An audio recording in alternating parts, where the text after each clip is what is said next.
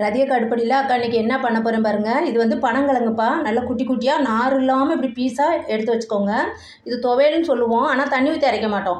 இது வந்து கிராமத்துலலாம் என்ன பண்ணுவாங்கன்னா, பாட்டிக்குலாம் பல் இல்லாதவங்களுக்கு இந்த கிழங்கு சாப்பிட்ணுன்னு ஆசையாக இருந்தால் இதை மாதிரி இடித்து கொடுப்பாங்க. அக்கா இன்றைக்கி மிக்சியில் போட போகிறேன். ரொம்ப ரொம்ப டேஸ்டியாக இருக்கும். துவையல் டேஸ்ட்டில் வந்துடும். கொஞ்சம் ஜீரகம் இவ்வளோ எடுத்துருக்க 2 கைப்பிடி அளவு பனங்கிழங்கு நல்லா இங்கே பாருங்கள், நார் இல்லாமல் எடுத்துக்கோங்க. அப்புறம் 2 பச்சை மிளகா, காரத்துக்கு அது ஒரு பச்சை மிளகா கூட வைக்கலாம். குழந்தைங்களுக்கு கொடுக்கணும். ஒரே ஒரு பல்லு பூண்டு தான், கொஞ்சம் சால்ட்டு.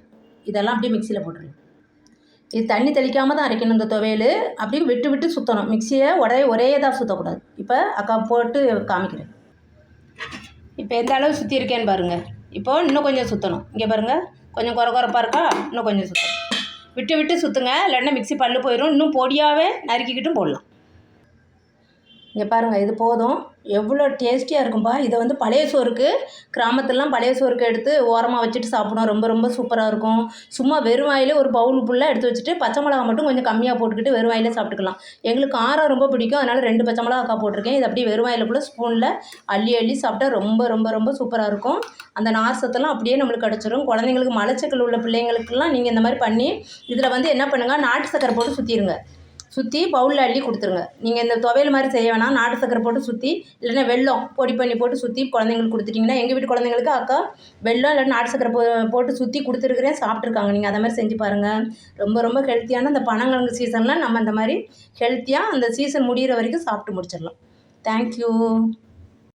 ரதியக்கா அடுப்படியில் அக்கா இன்றைக்கி என்ன பண்ண போகிறேன் பாருங்கள். இது வந்து பனங்கிழங்குப்பா. நல்லா குட்டி குட்டியாக நார் இல்லாமல் இப்படி பீஸாக எடுத்து வச்சுக்கோங்க. இது துவையல்னு சொல்லுவோம், ஆனால் தண்ணி ஊற்றி அரைக்க மாட்டோம். இது வந்து கிராமத்துலலாம் என்ன பண்ணுவாங்கன்னா, பாட்டிக்குலாம் பல் இல்லாதவங்களுக்கு இந்த கிழங்கு சாப்பிட்ணுன்னு ஆசையாக இருந்தால் இதை மாதிரி இடித்து கொடுப்பாங்க. அக்கா இன்றைக்கி மிக்சியில் போட போகிறேன். ரொம்ப ரொம்ப டேஸ்டியாக இருக்கும். துவையல் டேஸ்ட்டில் வந்துடும். கொஞ்சம் ஜீரகம் இவ்வளோ எடுத்துருக்க 2 கைப்பிடி அளவு பனங்கிழங்கு நல்லா இங்கே பாருங்கள், நார் இல்லாமல் எடுத்துக்கோங்க.